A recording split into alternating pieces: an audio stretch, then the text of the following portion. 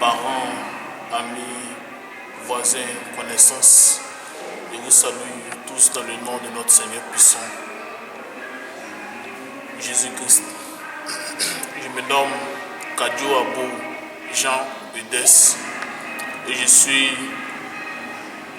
à l'université de Cocody, université au Fouboigny de Cocody. Je suis à l'université de Cocody, Félix Fouboigny, inscrit en filière de lettres modernes. Donc, je devais faire des papiers pour me rendre dans un pays pour poursuivre mes études. Et voilà qu'un phénomène va surgir dans ma vie.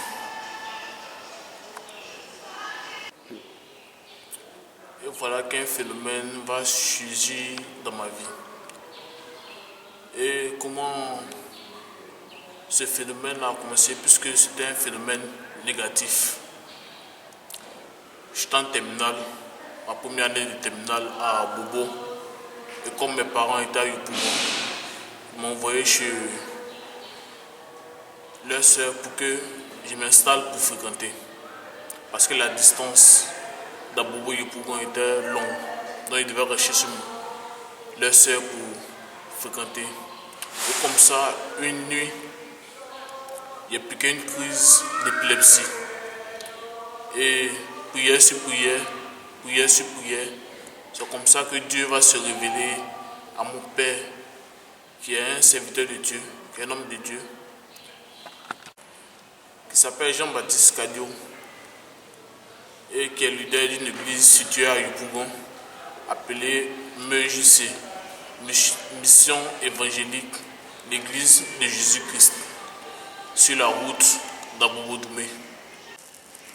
Après avoir piqué la crise, Dieu va révéler la même nuit cela à mon papa depuis Yopougon, qui va se déplacer tardivement et se rendre à Bobo sur le lieu où j'ai piqué la crise pour savoir qu'est-ce qui se passe exactement. Et lorsqu'il est arrivé, les parents et la sœur de mon frère et la sœur de mon papa étaient sur moi, prière sur prière, prière sur prière, prière sur prière, mais je ne me levais pas. Et c'est comme ça, mon père va demander une explication à sa sœur. Et sa sœur va lui dire que depuis 20 heures, j'ai piqué la crise et je ne me réveille pas. Parce que mon père est arrivé à Bobo aux environs de 1 heure du matin. Donc, mon père va s'irriter en disant que mon fils a fait telle chose lui est arrivée et vous ne m'appelez pas pour m'avertir. Et c'est comme ça, lui, il va commencer à prier pour moi et je vais revenir à moi. Et il va me prendre de là, me mettre dans sa voiture et se retourner à la maison à Yopougon. Et c'est depuis ce jour que la crise d'épilepsie s'est attachée à moi. Et comment elle se manifestait? Elle se manifestait chaque mois, chaque début et chaque fin du mois. Lorsqu'elle est trop contente aussi, elle se manifeste dans le milieu du mois. Tout ça pour m'humilier devant mes frères, mes soeurs, devant les gens dans la rue. Car quelle la crise, même à l'école, parmi mes amis, pendant une causerie, je perdais la connaissance, je ne me retrouvais plus. Mais malgré cela, Dieu a été avec moi, car il n'a pas permis que je meure. Et j'ai vécu avec cette maladie pendant 6 ans, puisqu'elle a commencé depuis 2013, lorsque j'étais chez ma tante. Donc arrivé à la maison, la crise va commencer à s'accroître, mois sur mois, jour sur jour. Lorsque je pique la crise comme ça, je peux faire 3 jours sans sortir. Je suis là couché, je ne mange rien, je ne bois rien, parce que toute ma langue est remplie de plaies. Je suis blessé, j'ai mal à la tête, je ne pouvais plus bouger, je ne pouvais plus rien faire. Et c'est comme ça, mois sur mois, la crise va continuer.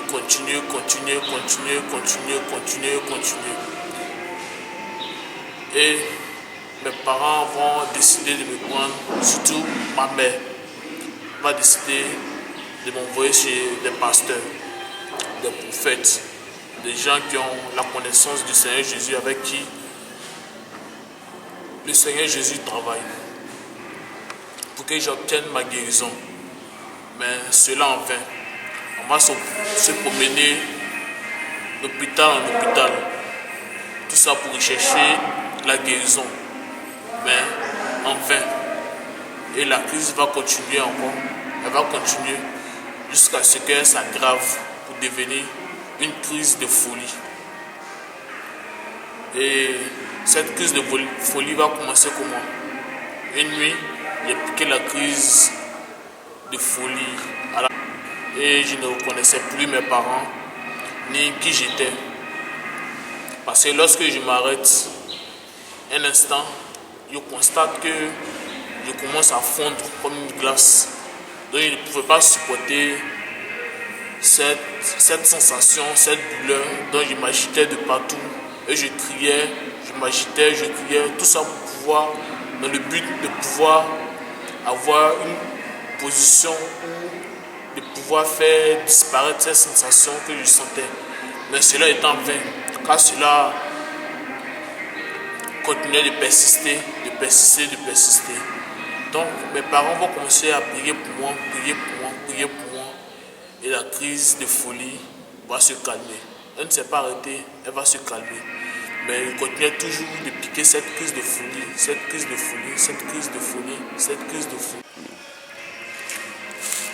Donc là, maman s'est souvenue quand on m'a emmené chez un serviteur de Dieu.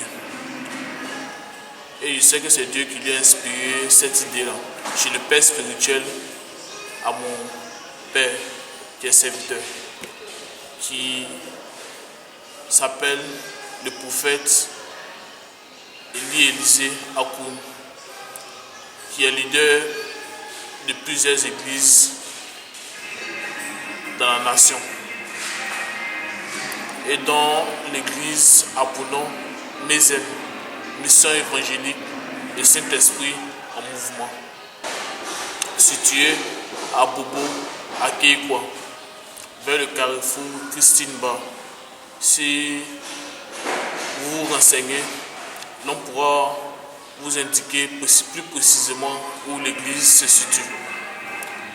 Et c'est comme ça mon père va répondre lui à l'idée que ma vieille lui a proposée. Et c'est comme ça que nous allons nous rendre chez son père spirituel. Et pour me mettre dans la voiture, il y avait des difficultés. Quand j'avais piqué la crise de folie, et je m'agitais dans tous les sens. Donc me mettre dans la voiture, c'était difficile. Mais ils ont pu, par la grâce de Dieu, même dans la voiture, étant dans la voiture, je continuais de m'agiter, car je ne pouvais pas rester immobile. Car lorsque je reste immobile, je sens encore ces sensations que je fonds, car je voyais que tout ce qui était sur mon visage se déplaçait. Ma bouche était à gauche, mon nez à droite, mes yeux en bas, mes cheveux à gauche, tout ça. Il y avait cette sensation-là. Mais quand même, ils ont pu me maîtriser. Même lorsqu'on partait sur la route, à cause de mes cris, des passagers prenaient leur téléphone pour composer le numéro de la police, car ils pensaient qu'on m'avait kidnappé pour aller faire un sacrifice ou une quelconque chose. Mais mon père ne s'est pas occupé de cela. On est parti. Sur la route même, j'ai eu à taper sur la tête de mon père, mais ce dernier ne m'a pas loupé. Il a tiré le frein à main, il est sorti de la voiture et m'a donné une claque sur la joue. Et je suis resté calme, parce que l'esprit qui est en moi aimait la violence, aimait quand me maltraitait le corps. Donc je suis resté calme jusqu'à ce qu'on arrive chez le père spirituel de mon papa. Arrivé là-bas pour me faire sortir, c'était tout un tas de problèmes. Parce que je ne voulais pas sortir Je voulais rester dans la voiture. Par la grâce de Dieu, ils ont pu me faire sortir. En me faisant sortir aussi, je suis rentré sous une autre voiture. Et par la grâce de Dieu encore, ils m'ont fait sortir. Et me fait entrer dans la maison du père spirituel à mon papa. Et lorsque je suis rentré, je continuais de m'agiter. Et ce dernier, le père spirituel, à mon papa, le prophète, a commencé à prier pour moi, jusqu'à ce que je reprenne connaissance et que mes yeux s'ouvrent et que je commence à discerner les visages, à savoir qui était celui-ci, qui était celle-là, celui-ci et celle-là. Et c'est comme ça que le père spirituel à mon papa va dire, quand on m'envoie dans son église, qui est située à Bobo-Aké, quoi. Donc sur la route, je m'agitais encore,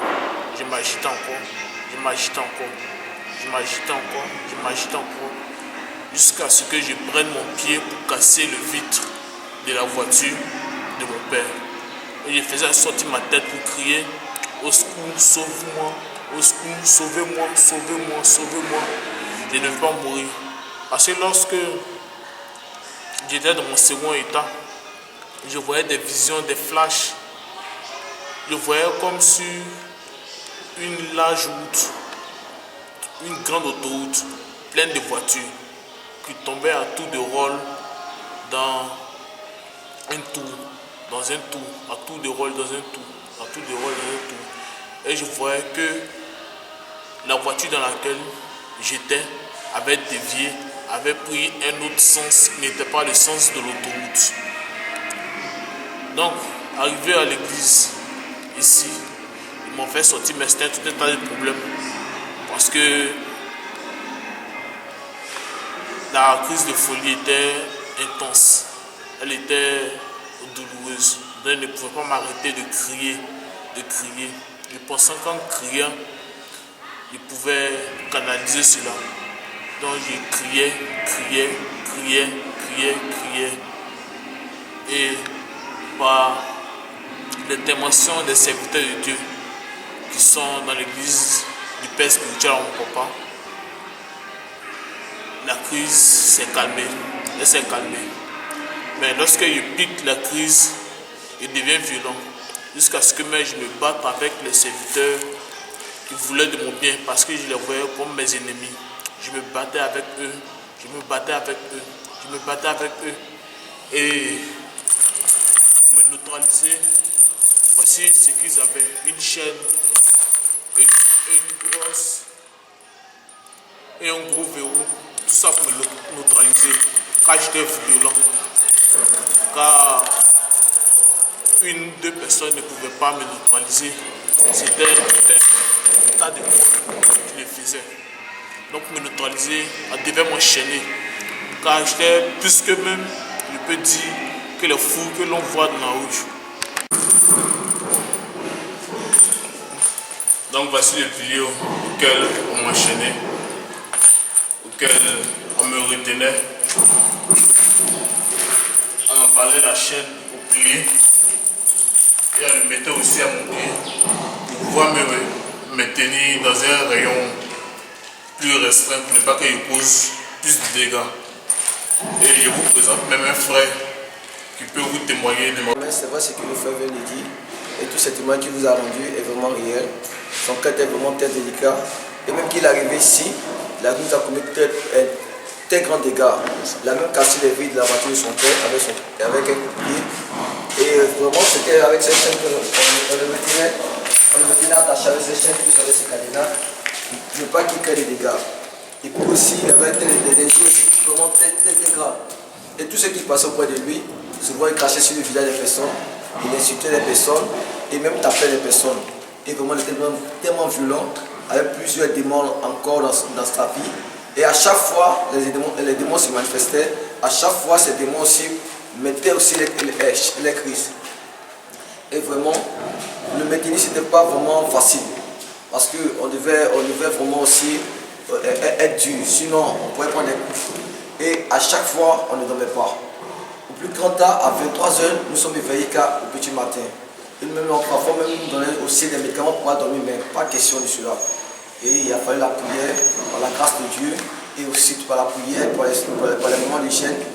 Voilà, aujourd'hui, nous voici aussi, qui est vraiment normal, et au joli garçon, bien souriant. Et vraiment, je l'encourage à tous ceux qui sont dans ce cas, vraiment de donner leur vie à Dieu, pour ne pas qu'ils arrivent à ce moment. Parce qu'il n'est pas facile de cela. Je donne tous ces conseils-là à mes petits frères qui sont aussi des brouteurs. Parce que cet enfant, à cause de l'argent, a vendu son âme au diable. Mais par la grâce de Dieu, nous voici rachetés, qui sait en Dieu. Je vous dis, nous devons devenir à Dieu parce qu'il n'y a que lui seul qui peut nous donner les moyens. Il n'y a que lui seul qui a la solution à tout problème. Ne regardons pas les marabouts, parce que ces marabouts ne peuvent rien faire pour nous. Les fécheurs ne peuvent rien faire pour nous. Il n'y a que Jésus-Christ de Nazareth, le seul, qui peut vraiment faire tout dans notre vie.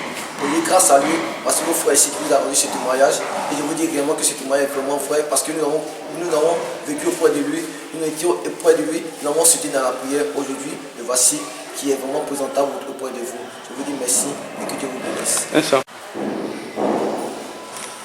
Donc, vous l'avez bien vu par mes propres mains, la chaîne et le pilier auquel on m'avait enchaîné. Mais pourquoi cela m'arrivait? Parce que c'est vrai que j'étais enfant d'un pasteur, mais je ne menais pas une bonne vie. J'étais dans tout ce qui était comme débauche. J'étais dans la masturbation, j'étais dans la moquerie, j'étais dans la tromperie, j'étais dans les jeux hasard, j'étais avide de la vie.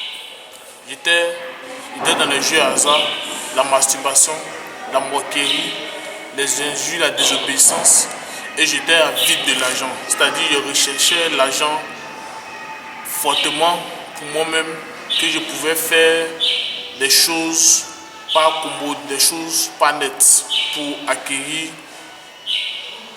même si ce n'est qu'une petite portion d'argent. Car j'étais, comment je peux dire, j'étais taré dans la tête. Donc comme je le disais, j'étais dans la masturbation, dans la pornographie, dans la moquerie, la désobéissance, toutes ces choses. Et mes amis, j'aimerais vous dire que lorsque nous sommes enfants de pasteur, ça ne veut pas dire que nous sommes sauvés. Car le salut est personnel. C'est vrai, le Père fait ou la famille fait l'œuvre de Dieu. Mais reste-toi ta partie. Mais moi, je ne faisais pas ma partie. Moi, je ne partais à l'église que pour m'asseoir et pour écouter. Mais je n'entendais pas la parole. Quand la parole ne m'affranchissait pas. Je n'entendais pas la parole. Je partais seulement que pour regarder la manifestation. Je partais en tant qu'un spectateur. Tout et tout. Et rien de la parole ne m'a donné quelque chose de concret. Car je ne mettais pas mon idée entièrement là-dessus. Donc, comme je le disais, je partais pour partir. Je ne me focalisais pas sur la parole parce que la parole ne m'affranchissait pas. Car j'avais un cœur de pierre et non un cœur de chair. Or, dans la Bible, le Seigneur nous a dit d'avoir un cœur de chair et non un cœur de pierre. Mais moi, j'avais un cœur de pierre. J'endurcissais mon cœur face aux paroles qui venaient. Donc, lorsqu'elle touchait mon cœur, elle se retournait sans porter de fruits. Et j'étais là toujours dans mon état. Donc je lance un appel à mes frères et à mes soeurs. Lorsque nous venons à l'église, on ne vient pas pour chercher de la camaraderie. On ne vient pas pour chercher des amis. Nous venons pour chercher le Seigneur Jésus-Christ de Nazareth. Donc comme je le disais, frères et sœurs en Christ, on ne vient pas à l'église pour chercher le mariage, pour chercher d'abord le mariage, pour chercher premièrement les voitures, pour chercher premièrement les femmes, pour chercher premièrement la prospérité, pour chercher l'argent, mais on vient afin d'avoir une intimité, une relation réelle avec le Seigneur Jésus-Christ. Car il est écrit dans sa parole que cherchez premièrement le royaume des cieux et sa justice, et tout vous sera donné par-dessus tout. Donc, c'est-à-dire que tout va venir après que nous soyons en contact avec notre Seigneur Jésus. Donc, ce n'est pas la peine de venir à l'église et de chercher toutes ces choses. Parce que si tu n'as pas Jésus, tu ne verras rien. Et tu diras que tu es venu, tu as fait 15 ans à l'église, tu as fait 50 ans à l'église, tu as fait 30 ans à l'église et le Seigneur ne t'a rien donné. Mais si tu n'es pas en conformité avec sa parole, tu ne verras rien. Donc, comme je le disais, si tu es encore dans ces choses, dans la débauche, la masturbation, dans la moquerie, la tromperie, les rires, la recherche avide de l'argent, je lance l'appel de quitter dedans. Car moi j'ai eu cette grâce de pouvoir quitter à temps dedans. Mais toi, si tu continues, si tu ne donnes pas ta vie au Seigneur, est-ce que tu auras cette même grâce que j'ai reçue? Est-ce que le Seigneur te fera cette même grâce qu'il m'a faite? Donc je te lance cet appel afin que tu prennes ta vie au sérieux et que tu commences à comprendre les choses de Dieu. Viens à l'église pour chercher réellement ton Seigneur et ton Sauveur Jésus-Christ de Nazareth. C'est vrai, les choses du monde, c'est que le diable nous montre, c'est vrai, c'est doux. C'est vrai, quand tu le fais, c'est intéressant. Mais derrière, il y a une main noire qui t'attire pour t'attraper, pour t'envoyer à l'enfer. Et moi, c'était mon cas. Cette main noire a failli me saisir. Mais Dieu n'a pas voulu que cette main noire me saisisse. Mais c'est lui, sa main, qui m'a attendu et que j'ai saisi pour qu'il puisse me faire sortir de cela. J'aimerais revenir sur un fait que j'ai omis. J'ai fait 6 années dans la maladie et de gauche à droite, on courait et rien ne s'est passé. Il n'y a pas eu de résultat positif à mon endroit.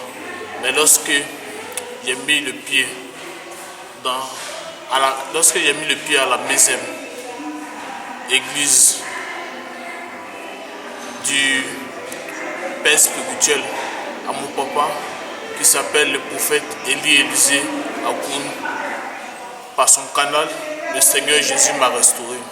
Et ça fait maintenant 6 à 7 mois que je ne pique plus de crise, que je suis normal, que je me sens bien dans la peau et que je fais mes activités correctement. Et je décide de reprendre les études l'année prochaine, car j'avais arrêté complètement les études parce que j'avais tout oublié à cause de la crise, à cause de la santé. J'avais tout oublié, tout s'était effacé de ma tête. Donc, par la restauration du Saint-Esprit, je vais reprendre le cours selon que Dieu le voudra.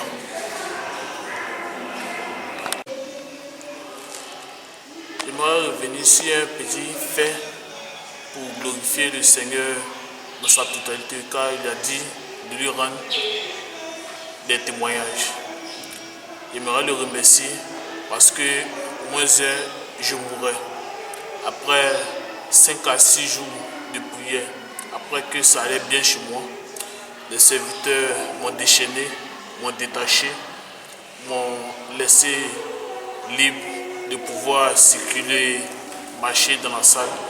Et après un culte du dimanche, puisque le temple est fait en mésaline, je me suis retrouvé dans l'une des chambres situées au premier étage.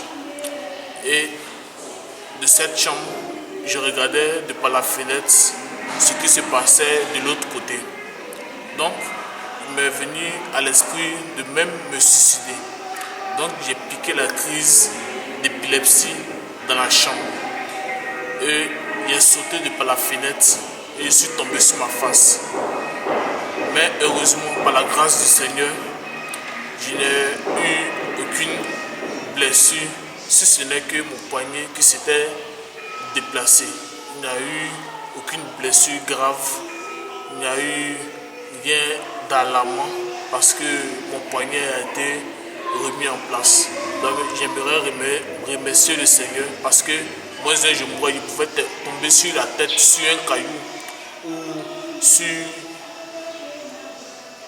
une partie très fragile et je perdais la vie là.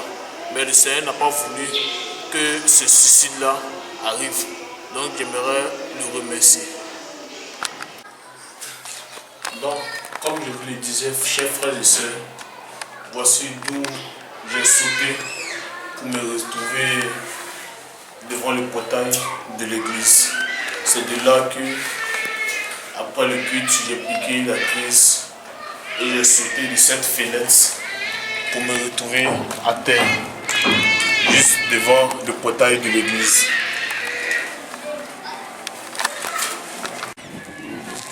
Donc comme je disais, chers frères et sœurs, voici de là d'où j'ai sauté et là où je suis tombé, en face du temple, à plat le ventre.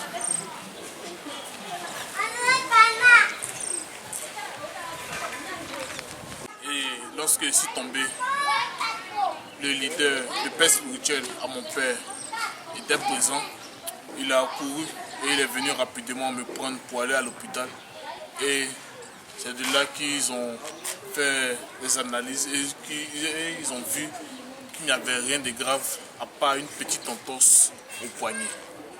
Donc je remercie Dieu parce que c'est une grâce. Il pouvait mourir ce jour-là et me retrouver dans l'abîme. Mais Dieu n'a pas accepté cela. Donc j'aimerais remercier mon Père qui est dans les cieux, le Seigneur Jésus-Christ de Nazareth. Remercier